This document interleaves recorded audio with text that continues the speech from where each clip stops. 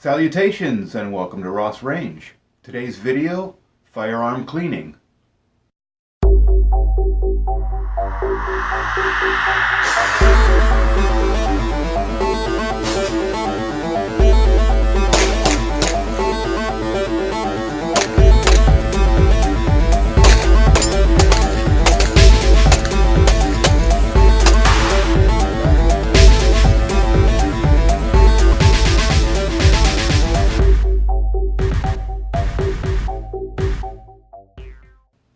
Okay, so firearm cleaning. Now here's a subject that nobody has their own opinion on, right? Quite a subjective topic. Let me start by saying that really boils down to personal preference and personal philosophy on how clean you need to keep your firearm. Some people, every time they look at their firearm, they need to clean it. Other people won't clean their firearm until it stops functioning. I believe that a more moderate view would be somewhere in between. And let me pause for a moment with some words of wisdom.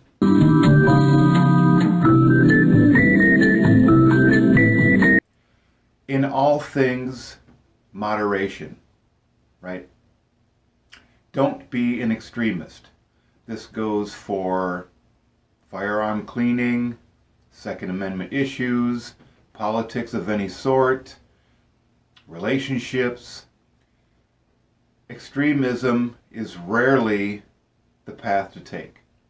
Moderation in all things. Okay, so now that I got that out of the way, let's go with my personal philosophy. Having come from the Marine Corps, definitely extremists in their view of firearm cleaning. And this is understandable because, in case you don't know, the Marine Corps' main focus is killing. So you gotta fire up!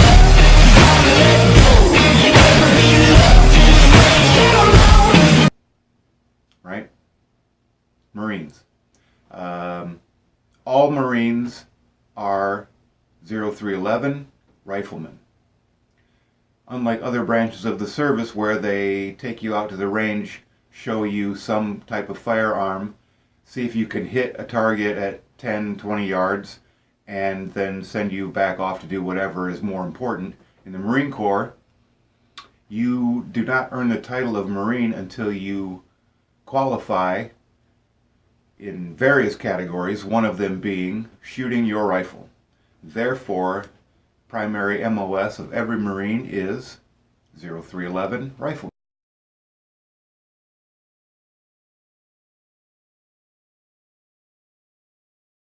First thing we're going to start with is the cleaning rod, push rod. Okay, this one is brass. This one is aluminum. And I don't have a long one, but this one is plastic, composite, not non-metallic. I don't have a long plastic or fiber composite cleaning rod because by the time that these were readily available, not expensive, mass-produced, well-known. Everybody used, brass cleaning rods. So I don't have any of those, and I really don't use these rods that often for cleaning because I prefer a bore snake. Okay, so why is that? Well, on your rifle you have a chamber and you have a crown, one end and the other of the barrel. You don't want to damage, scrape, scratch, mar, divot, whatever. You don't want to harm the crown of your rifle or the chamber. Both of them are very important to the proper functioning and accuracy of your firearm. So, one of the problems with these is that they are unstable going through the barrel. When you come out the end of your bore at the crown end, a lot of times people will put these adapters on, right? These things, because you get these, they don't fit unless you use an adapter. Well, this adapter is obviously much wider than the diameter of your push rod, and so this is going to be scraping. Now it's brass and this part is aluminum, but some are steel. I have seen them. And really you just don't want to be doing any kind of damage to your firearm if you can avoid it. I believe that a bore snake helps avoid those damages. Now, if you're going to use push rod and you're going to use these types of things, one thing to remember, this is what they call a pro tip, right, is when you have one of these coming out of the bore of your rifle, you should go in through the chamber if at all possible in the first place. Some people recommend a chamber guide. It's a non-ferrous, non-metallic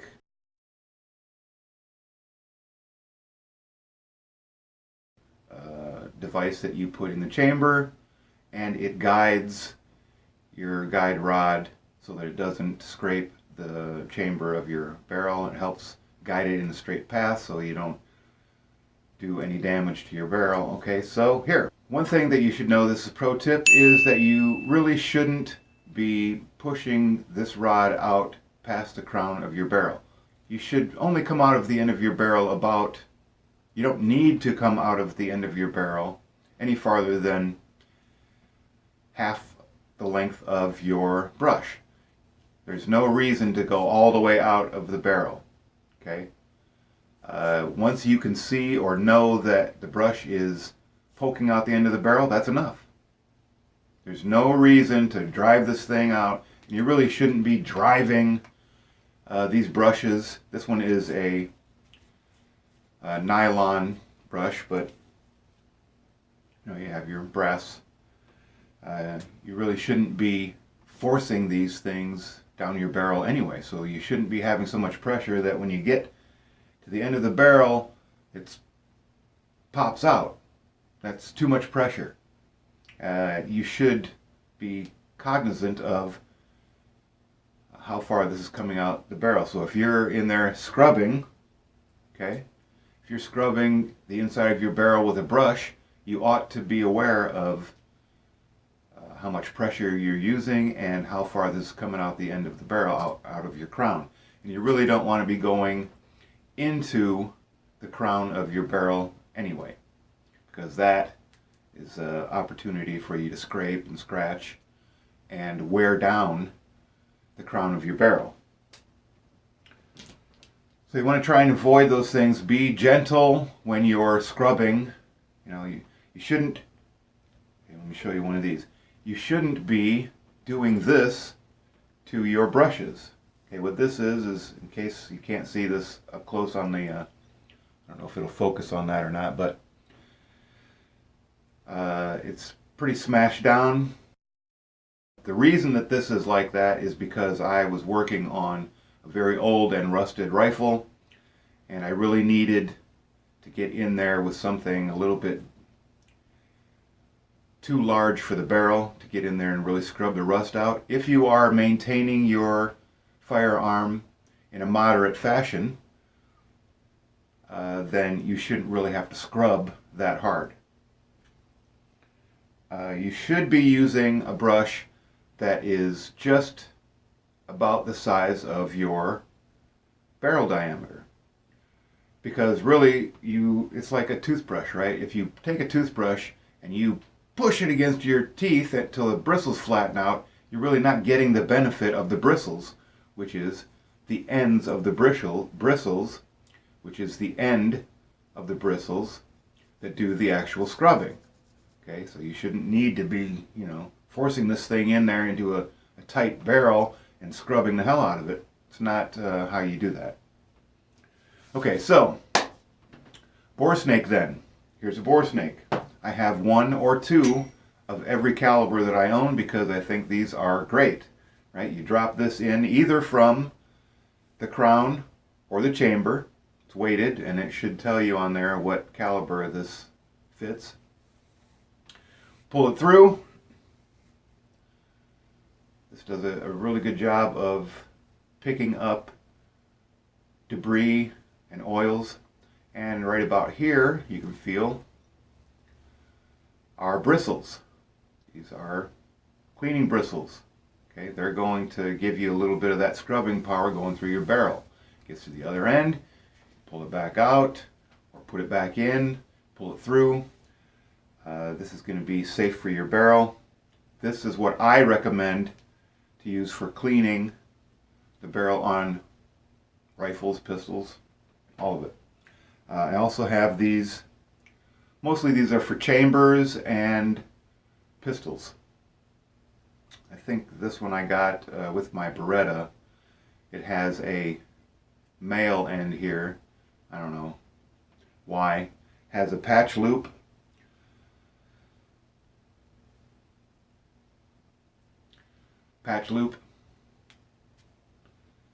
But it has a male end. I can only surmise that this is, I don't want to say that the manufacturer did this so that you can't use other attachments, but why else would you do that? Nothing is usable with this except for a brush that is female, which the majority, I looked around to try and find the brush that goes with this that has the female end in it, and I couldn't find it, so I don't know if I ever even actually had one, or if I lost it, or threw it out in a fit of anger on it. So, brushes. I have a large variety and size of brushes for all types of weapons. Some of them are brass, some of them are nylon. I use them both. They have their applications.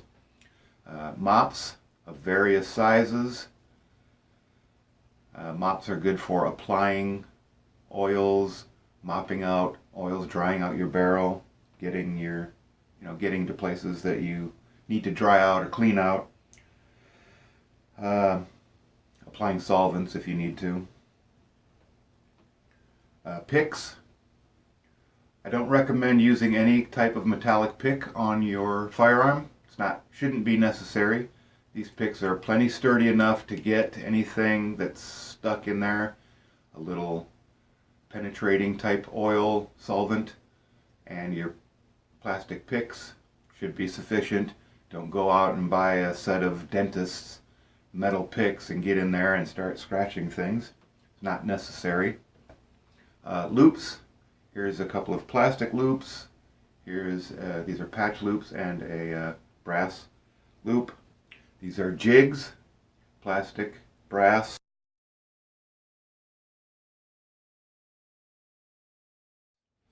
Jigs work, you put a patch on there, push it down, goes in the barrel. Cleaning out, run patches through, getting oils and dirt, debris out of your firearm. Which brings me to patches. These are 3-inch square patches. Some people buy the round patches, some people buy 2-inch, 1-inch. I also use light colored and white old t-shirts. Cut them into small squares, cut them round. I don't buy specifically round or small patches. I buy a big bag of 3-inch patches and I cut them to the size that I need. It's not difficult to do. Fold it, cut it with scissors, fold that, cut it with scissors. Now you've got small squares. Okay, it's easy. Do the same thing with your old t-shirts. No need to go out and buy, 5 different sizes of patches. It's ridiculous. Get a good pair of little scissors. That'll do the job for you. Pipe cleaners. Gotta have pipe cleaners. These are made by, I don't know who they're made by, but the label on there is Zen. And these are bristled pipe cleaners. Bristled. Some of them, this one says right here, you probably can't see it, but it says bristled.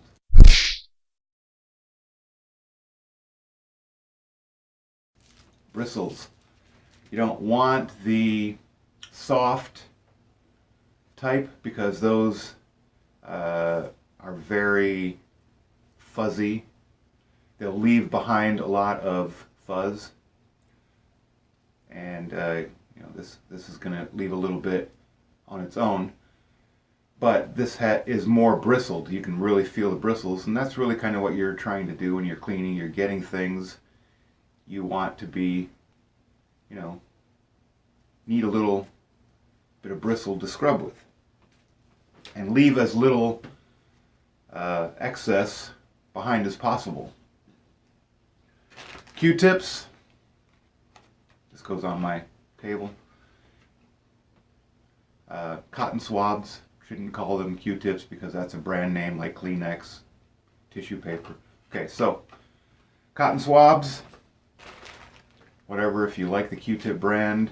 Some are stiffer than others. Some are, you know, doesn't really matter to me because I also get packs of these cotton swabs with the wooden handles, wooden sticks. They're good because you can kind of put a little pressure with the cotton swab. So I keep both. These are long so they can get into places that the shorter ones can't. They're a little more expensive and I use them less than I use a regular cotton swab. Good to have them, my opinion. On my AR, I use this little device. It's a bolt cleaner. Gets the carbon off of your bolt carrier. This one is made by Botac. It's the it says KZ on here, but I think it's Kley Zion, something like that. Anyway, I'll include a short little video on the use of this thing. I like it a lot. This is not a miracle. It's not going to, you know, magically make your bolt clean, but it's going to help. Especially if you shoot your AR a lot and you get a lot of carbon buildup. This is going to be helpful.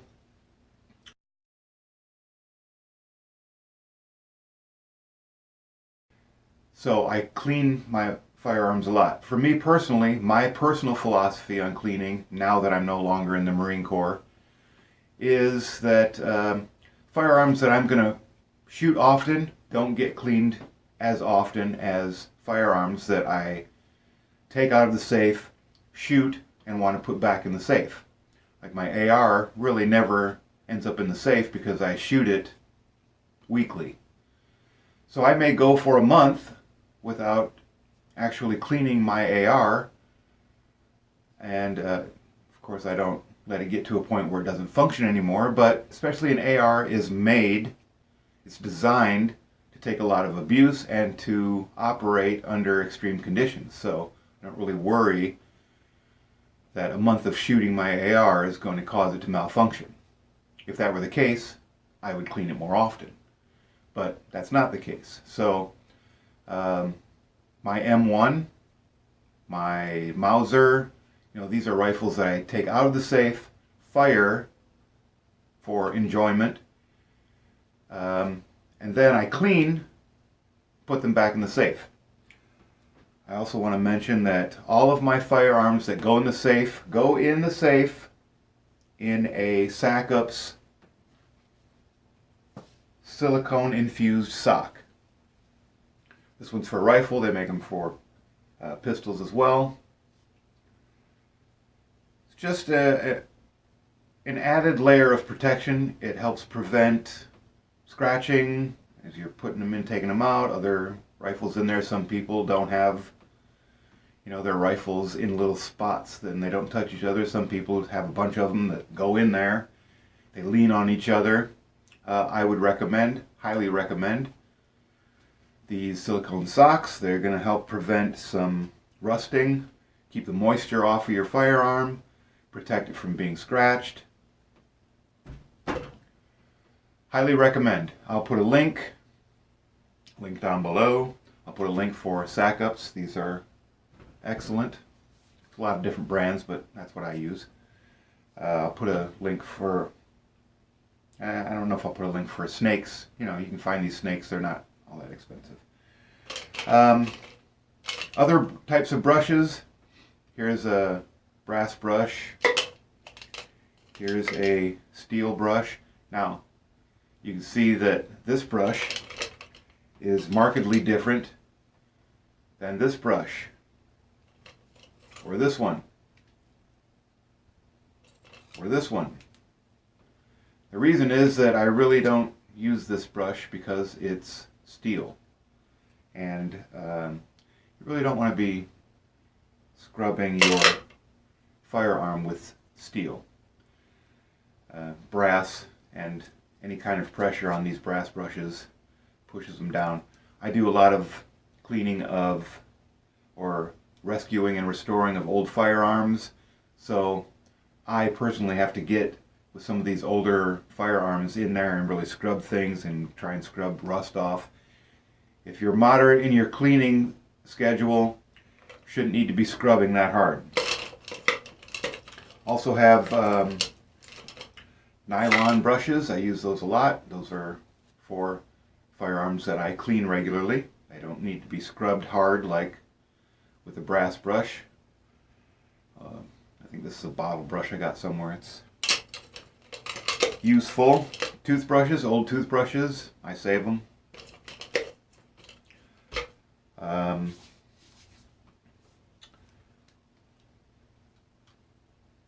Glasses.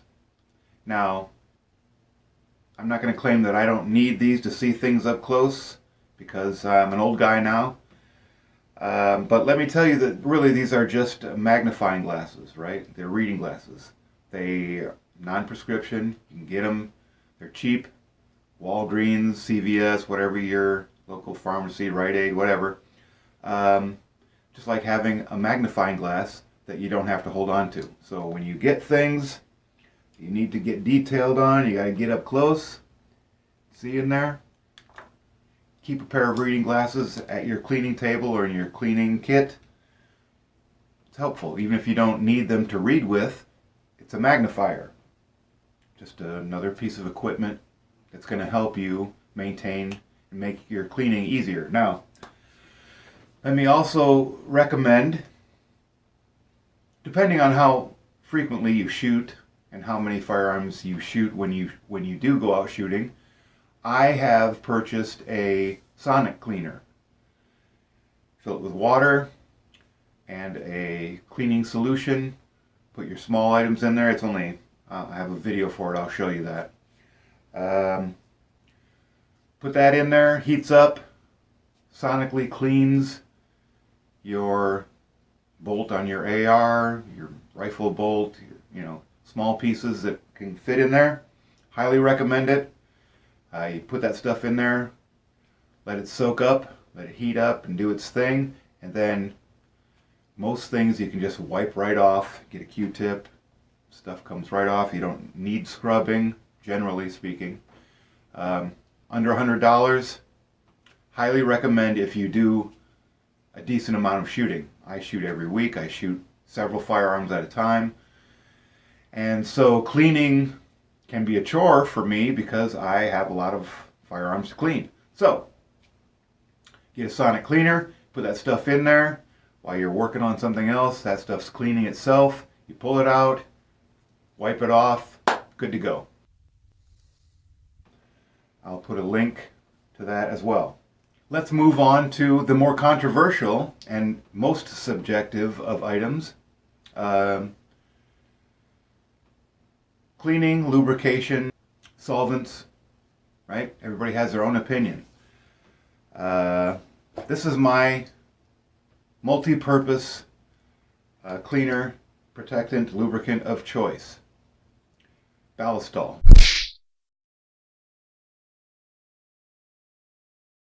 It's been around since before I was born, And I've been around since Christ was a corporal. Ballistol, I believe, was invented by the Germans in World War II. So it's been around a long time. It's been in use for a long time. Many people use it. I use it. I think it's great. It's eco-friendly. The odor isn't great, but so be it. I don't find that I need to buy a bunch of boutique lubricants and cleaners.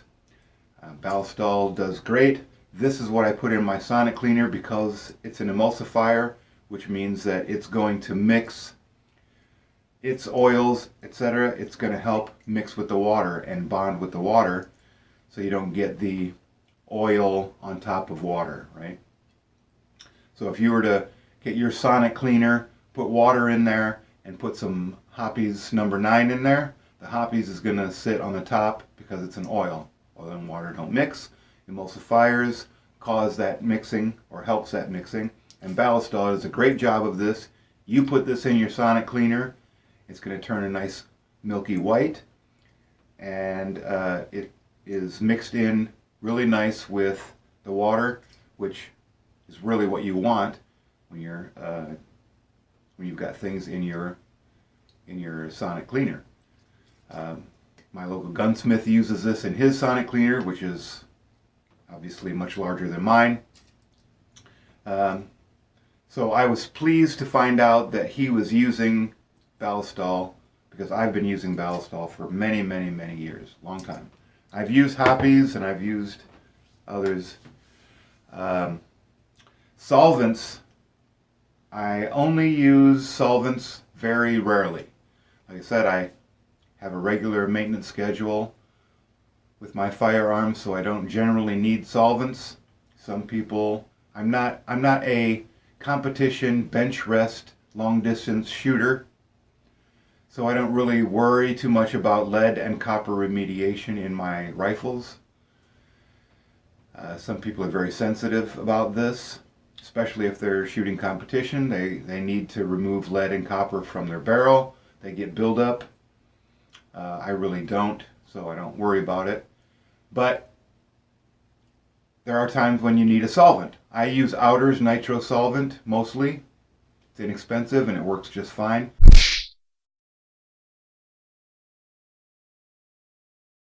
Hoppies also makes a solvent that you could use to get rid of the minerals in your barrel, copper and lead, basically. Sweets is another one. Sweets has definitely a very strong, pungent, and, in my opinion, offensive odor. I don't use it. I have. I gave it away a long time ago. I don't use it. Don't need it. Ballistol, Outers. I don't use Hoppies just because I have Outers and it's less expensive and works just as well. You may prefer Hoppies, you may prefer Sweets, whatever, doesn't matter to me. I keep a little oil on my table so I can dip patches in it, etc. You might notice the color of this oil. Keep that in mind. I also keep a jar of mineral spirits to clean brushes. Sometimes, I use a little mineral spirits instead of some other type of solvent like nitro. Get a little bit of that on your toothbrush for something that's a little stubborn. Mineral spirits works just fine, and you're good to go. Oil. Okay, remember the color of the oil I had there?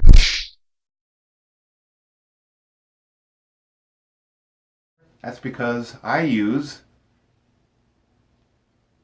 full synthetic 0W20 motor oil to lubricate all of my firearms. Now you might be surprised to find that I use motor oil, right? This happens to be mobile because it was on sale. Generally, let me say that the last quart that I bought several years ago was the store brand. I think it's CarQuest. I'm just about out of that. I picked this up because it was on sale. $6, full synthetic, 0W20. And you may be surprised that I'm using motor oil on as my only lubricant for all of my firearms. And the reason is because this works as good or better as any boutique oil that you're going to buy. It's way less expensive and it's going to last you a long time. And I don't have any firearm that is more expensive than any of my vehicles. So why wouldn't I use this on my firearm? What is this lacking that Hoppy's number 9 or any other gun oil, what do they have? This is rated for high temperature, a lot higher than you're going to get with any of your firearm. And it protects your engine. It's a protectant. It's got detergent for cleaning. I mean, really, motor oil has everything that you need for your firearm at a better price, right? A little bottle of Hoppy's is going to be about the same amount as a quart of motor oil. Now, in case you don't know what these numbers stand for, 0W20. Okay, these two numbers, the 0 and the 20, are viscosity. The W stands for winter. So the lower the number, the thinner the oil, the lighter the oil, and the lower temperature of the viscosity, right? So 0 in winter is the viscosity of this particular oil, and 20 is the viscosity at 212 degrees Fahrenheit. I think that's 100 degrees Celsius. So 5W30 means that when the oil is cold, the viscosity level is 5. And when it's at a temperature of 212 degrees Fahrenheit, its viscosity is 30. So 10W40, 10W30, 10W20, 5W. Okay, that's what those numbers mean. I recommend 0W20 because it's a nice light, thin oil. It's going to be great for your firearms, and it's what I use and have used and use on all of my firearms.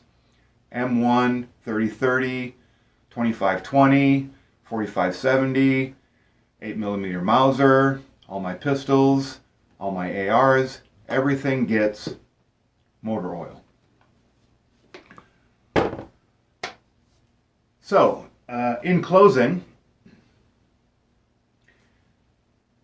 keep your firearms functioning properly. Their cleanliness level should allow them to function properly and be protected from rust. So just be moderate in all things. Okay? The best advice I can give you is be moderate in all things. Think for yourself. Use your head. Okay? Get some philosophy, critical thinking skills. Helpful. Be safe out there and get training. The most important thing is to train with your firearm. Without training, your firearm is just a hammer, right? It's useless for it's useless for its intended purpose if you don't train with it, if you don't know how to operate it, if you're not skilled with it.